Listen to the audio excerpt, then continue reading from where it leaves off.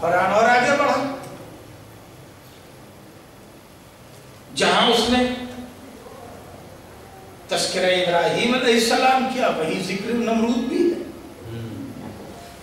جہاں ذکر موسیٰ علیہ السلام ہے وہیں ذکر فرعون بھی ہے، جہاں جناب عیسیٰ کا تذکرہ ہے وہیں پر ان کی امت کی بھی بدبختیاں بتا دی گئی۔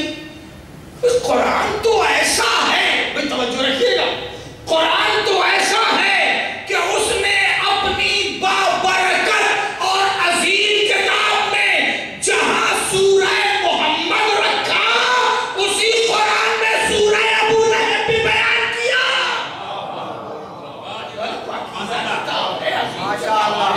صرف سورہ طٰہٰ ہے اچھا ہے، سورہ یاسین ہے اچھا ہے، سورہ محمد ہے اچھا ہے، سورہ مومنون ہے اچھا ہے، کہا مومنون کیا؟ اگر ہم مومنون بیان کریں گے تو سورہ منافقون بھی رکھیں گے تاکہ تمیز پیدا ہو۔ اب اپنی آج کی گفتگو کا قیمتی فقرہ دینا چاہتا ہوں، اسے نوٹ کر لیجئے اور یہ فقرہ میزان ہوگا اپنی حیات میں جب چاہیے گا اس میزان پر دیکھ لیجئے گا۔ اصل میں زمانہ انسان سے تمیز چھیننا چاہتا ہے، سارا کام اسی پر ہو رہا ہے کہ زمانہ انسان سے تمیز چھیننا چاہتا ہے، اس میں وہ حص ہی باقی نہ رہے کہ اچھا کیا ہے اور برا کیا ہے، اس میں وہ حص ہی باقی نہ رہے کہ انسان کون ہے اور جانور کون ہے، اس میں یہ حص ہی باقی نہ رہے کہ ظالم کون ہے مظلوم کون ہے، اس میں یہ حص ہی باقی نہ رہے کہ اچھا کیا ہے برا کیا ہے۔ انسانیت سے تمیز زمانہ چھیننا چاہتا ہے، قرآن کا اسلوب یہ ہے کہ اسے اتنا باتمیز کر دو، اتنا باتمیز کر دو کہ یہ ابو ذر اور سلمان بن کے نظر آئے، میثم اور قمر بن کے نظر آئے۔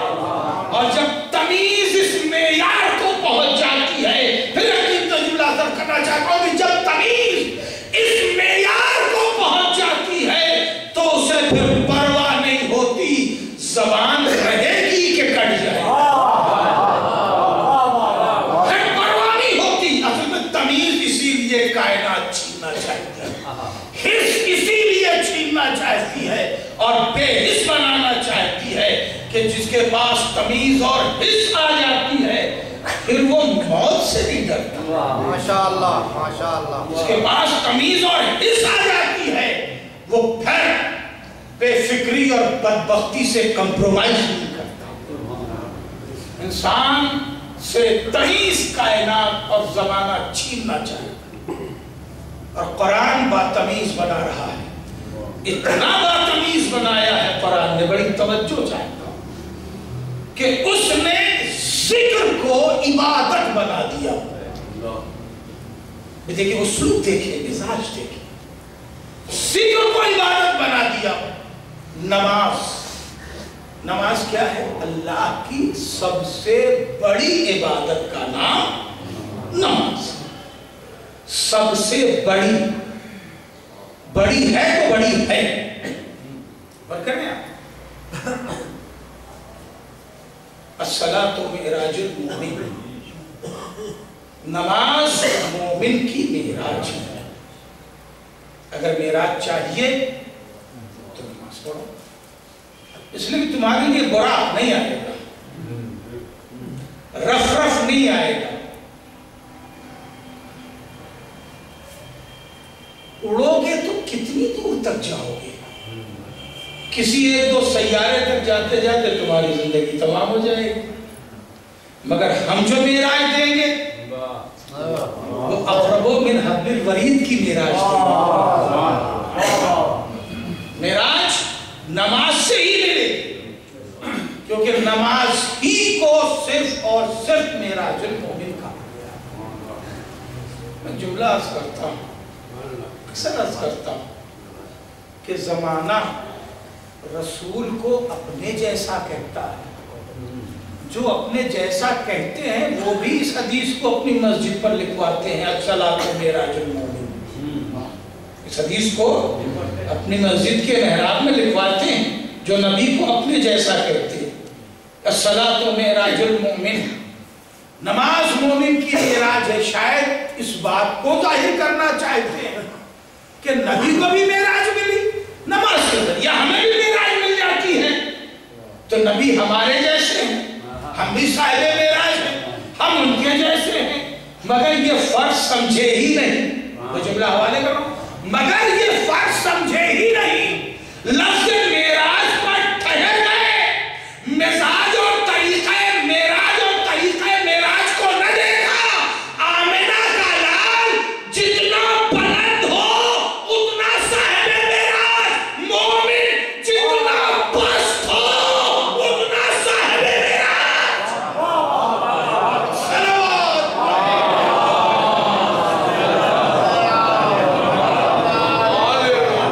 जब तक सर सजदे में न चला जाए, अक़रबो मिन हब्लिल वरीद की मंजिल नहीं आती। तो जितना पस्त हो के मोमिन सजदे तक चला जाए तो मेराज। नबूवत जमीन से जितनी बुलंद हो जाए, इतनी बुलंद क़ाबा क़ौसैन व अदना, अब साहिब मेराज। अब भी ज़माना फर्क न समझा कि मोमिन की मेराज में और साहिब मेराज में बोदल मशरिक़ैन है।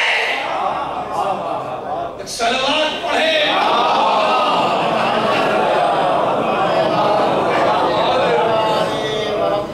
मिलजुल के सलवात पढ़ ले।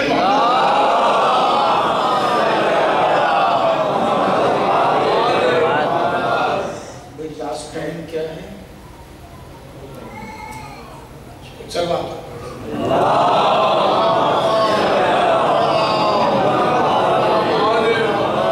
देखिए, अय्याम अज़ा बड़ी मसरूफियत का ज़माना है और हर अदाकार को इस बात का ख्याल रखना चाहिए कि कोई क्लैश नहीं। सारी मजलिसें इबादत है और हर इबादत खुश असलूबी से हो जाए, ज़्यादा से ज़्यादा मोमिनीन मजलिसें समाअत कर सकें, ज़्यादा से ज़्यादा मजलिसों में शिरकत कर सकें। इसलिए कि इस ज़माने में जितना ज़्यादा सवाब जमा हो जाए उतना अच्छा होता है, इसलिए कि फिर पूरा साल यही बोनस चलता रहता है। सलवात और पढ़ लेना।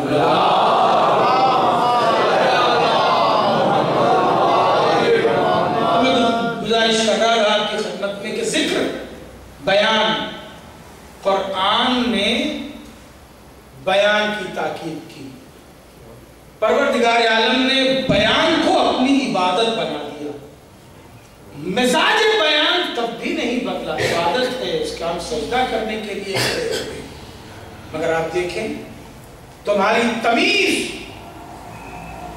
हर लम्हा बरकरार रही, इसके लिए उसने एहतमाम किया। भाई गुफ्तगू का आखिरी सिलसिला, उसने एहतमाम किया। नमाज पढ़ो, रोज पढ़ो, पंजगाना पढ़ो। नमाज मेराज है। एक ये भी एक साजिश कहां से निकल आई है। नमाज अफजल कि जिक्र अहले बैत अफजल।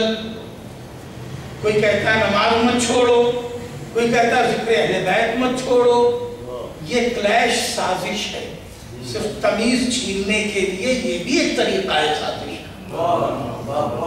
ये साजिश है, कोई क्लैश नहीं है। इतना दोनों लाजिमो मलजूम है कि नमाज मोमिन की मेराज है, नमाज मोमिन की मेराज है, मगर ये मेराज उस वक्त तक काबिले कबूल न होगी जब तक के मोहम्मद और आले मोहम्मद पर दुरूद न भेज दिया जाए।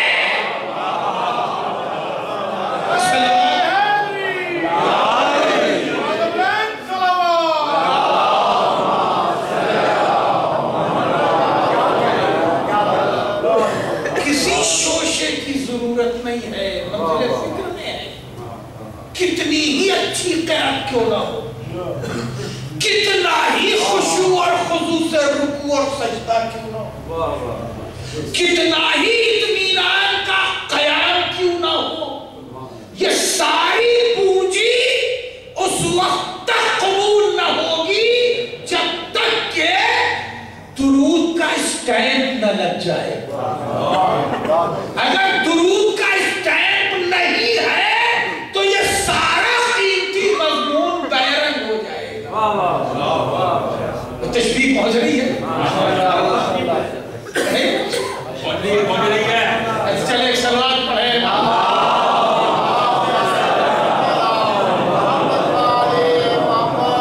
ये इस्तिलाह थी जिसे मैंने अपने हवाले से अर्ज किया था, जिस खत के ऊपर स्टैंप नहीं होती सरकारी तौर पर वो खत कबूल नहीं है, उसी को बैरन कहते हैं। स्टैंप लगी है तो आप उसे पेश कर सकते हैं, साहब आपको खत मिला, ये उसकी रसीद है, आपके पास खत पहुंचा, उसके ऊपर स्टैंप सरकारी है डाक की, तो ही वो दाखिले रजिस्टर होगा, और अगर स्टैंप नहीं तो वो दाखिले रजिस्टर नहीं किया जाता।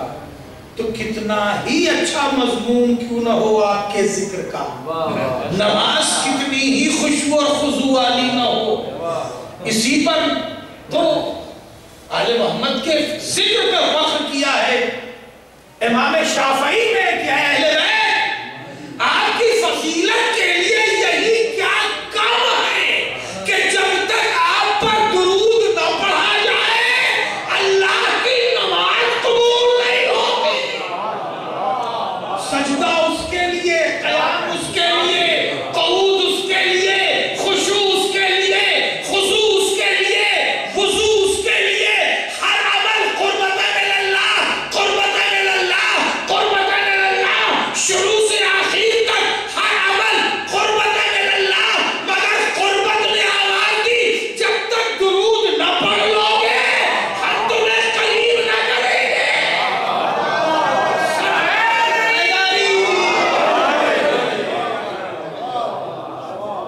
हम तुम्हें करीब न करेंगे जब तक दुरूद न पढ़।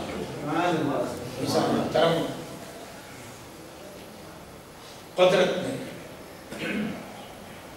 नमाज में भी जो उसलूब बयान किया वो बिल्कुल मंजिले तमीज में रखा। आज ये जुमला कल इसकी वजाहत पर जगाना पढ़ रहे हो, पढ़ो सूरह हम के साथ। सूरह हम को भी जिक्र कहते हैं। कोई सूरह पढ़ लो, तौहीद पढ़ लो, नस्र पढ़ लो, कौसर पढ़ लो, इन्ना अंज़लना पढ़ लो, 5 दिन तुम पढ़ते रहे, 6वें दिन भी पढ़ लिया, 7वें दिन आ गए तुम जुमा पढ़ने के लिए। देखो अब सूरह जुमा पढ़ना और मुनाफिकून पढ़ना। पढ़ने वाले तेरा जिक्र है, मोमिनून अच्छा लगेगा, मुनाफिकून से क्या मतलब, इतनी है नमाज। आप जिक्र का मिजाज देखें। असल में हमने इबादत को आदत बना दिया है, ये समझना ही नहीं चाहते कि पढ़ क्या रहे हैं। ये जरूरी है कि समझें हम क्या मांग रहे हैं, क्या कह रहे हैं, क्या पढ़ रहे हैं, ये हमसे क्यों पढ़वाया जा रहा है। आप खुद ही सोचें, मैंने तो लफ्ज़ दे दिए, खुद ही सोचें। सूरह जुमा ज़ाहिर जुमे का दिन है इसलिए जुमा है, यही आज तक समझा जाता है। सूरह जुमा की जगह अगर कोई छोटा सूरह जल्दी में इमाम साहब ने पढ़ा दिया, तमाम मामून नाराज हो जाते हैं।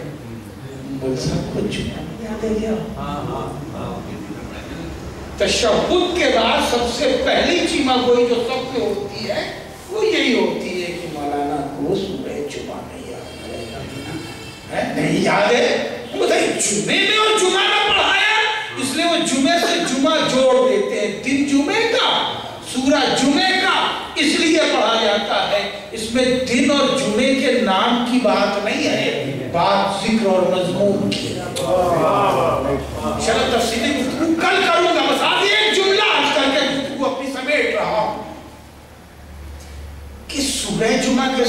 مومنون اچھا نہیں لگ رہا ہے؟ سننے میں کیسا لگ رہا ہے؟ طٰہٰ یاسین اچھا نہیں لگ رہا ہے؟ بڑا ہی پڑھنا ہے، تھوڑا بڑا پڑھنا ہے تو بڑے تو یہ ہے 2-4-10 سطر زیادہ ہی ہے.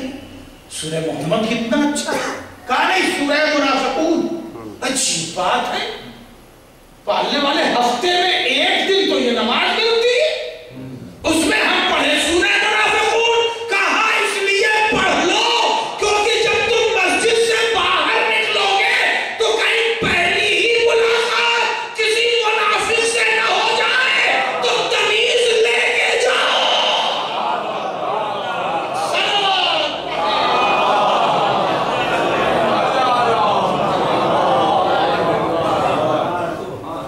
یہ اسلوب زمانہ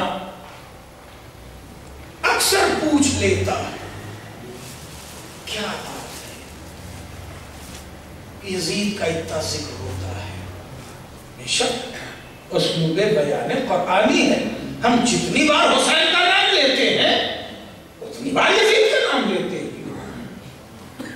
جب ذکر کربلا کرتے ہیں کہ سر سعد اور شمع کو ضرور بیان کرتے ہیں. کیوں کرتے ہیں؟ اس لیے کہ یہی اسلوب بیان قرآنی تاکہ تمیز پیدا ہو سکے، ظلم کا چہرہ چھپنے نہ پائے، بدکردار بھی پہچانے جائیں. اس لیے ذکر ہوتا ہے. ہاں پر ایک اسلوب میں قرآنی ہی لب و لہجے میں ہم نے ایک احتیاط رکھی ہے. بھی ادبی جملہ پہنچانا چاہتا ہوں. ایک احتیاط رکھی ہے اور احتیاط جو ہم نے رکھی ہے وہ خواجہ والی رکھی ہے. بہت لطیف سا فقرہ دے رہا ہوں. احتیاط جو رکھی ہے وہ خواجہ والی احتیاط رکھی ہے.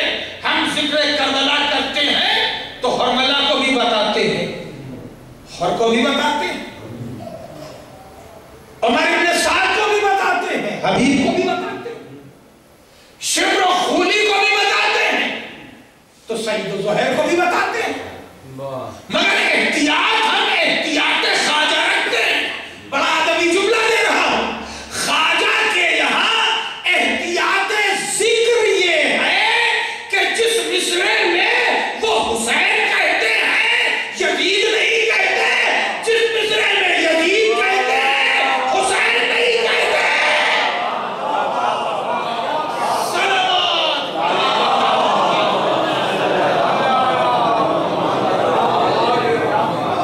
ہم بس یہ احتیاطی اسلوب رکھتے ہیں اپنی گفتگو، مگر بیان تو کرتے ہیں. ہاں بیان حسین نے بھی کیا. کیا ضرورت تھی جب حج کو بدلا تھا عمرے سے اور بڑھے تھے جہاد کی طرف، تو جو سب سے طویل دعا ہے میدان عرفات کی امام حسین، یہ وہ عظیم دعا ہے جو ادب کا بہت بڑا چیلنج، خود ایک بڑا موضوع ہے. دعائے عرفات امام حسین اور اس کے رموز، اور یہ وہ طویل گفتگو کا موضوع بہت بڑا چیلنج ہے ادب کا، زبان کا، تاریخ کا، بیان کا. حسین نے اپنے سارے راز زمانے پہ افشا کر دیا اور سفر کربلا کی طرف ہے. ہاں عزیزو، حسین کے ساتھ ساتھ بیویاں بھی ہیں، بچے بھی ہیں. اصغر ایک ایک دن کر کے بڑا ہو رہا ہے. اصغر ایک ایک دن کر کے بڑا ہو رہا ہے. حسین کو بھی شاید انتظار ہے اس سے 6 مہینے پورے ہو گئے. حسین کے ساتھ کچھ عظیم بیویاں. آئیے کنایت سے اسے یاد کر لیں جو بڑے چیالے بھائیوں کی بہن ہے، بڑے بہادر شوہر کی زوجہ، بھرپور بہادر نونہالوں کی ماں. اسے رقیہ بنت علی کہتے ہیں. رقیہ بنت علی عباس کی بہن ہے، ام البنین کی بیٹی ہے. 4 بھرپور جوان بہادر شیر دل بھائیوں کی بہن.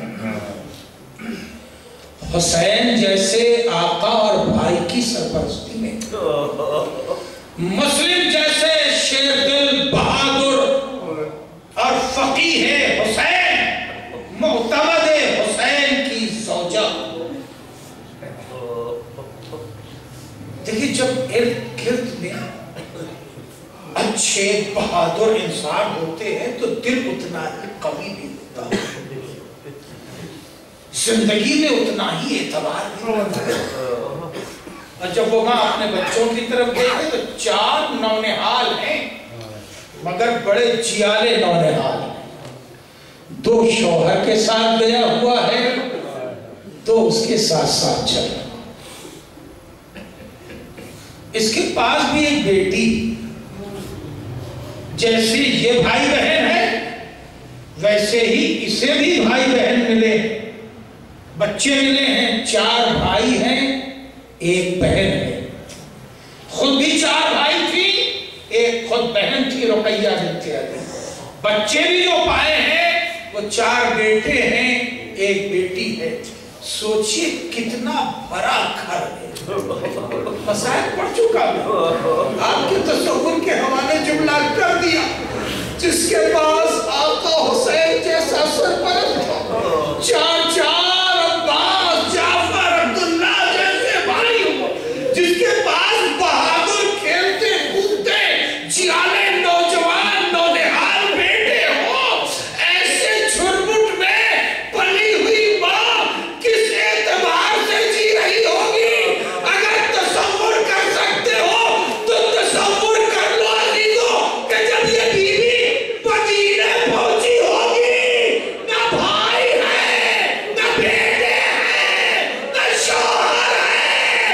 ارے ریزبان ظلم بندی رہی ہے، کس طرح سے مدینے میں داخل ہوئی ہو.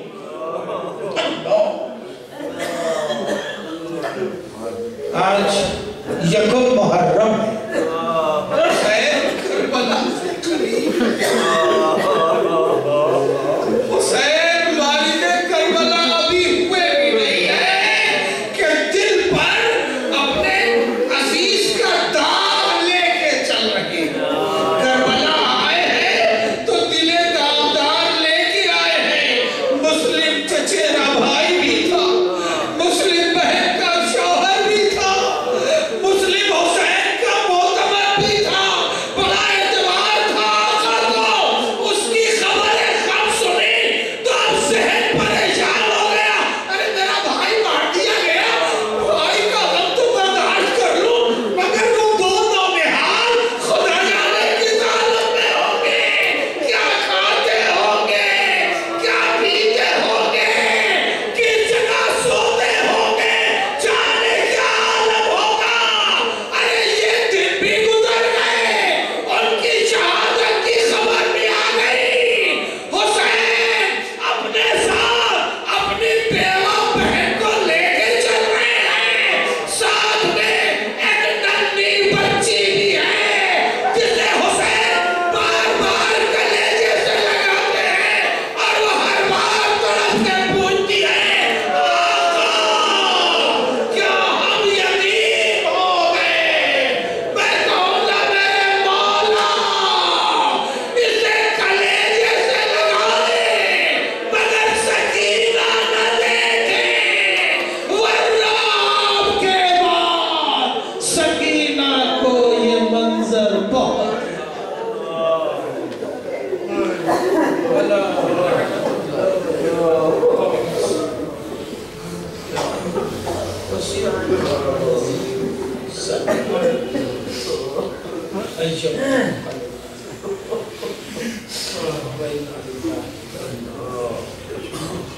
پالنے والے محمد